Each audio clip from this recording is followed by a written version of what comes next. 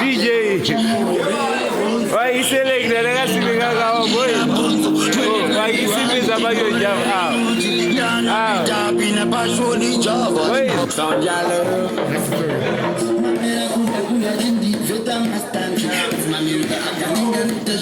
Boy, is as soon as the time of my dance, basa huyu.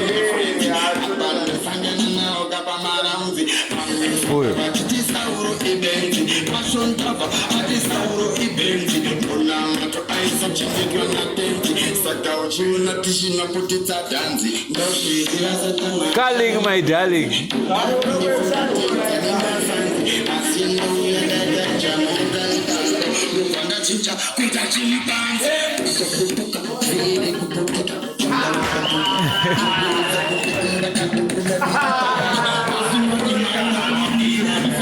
So jala baba ruwa sikumanya.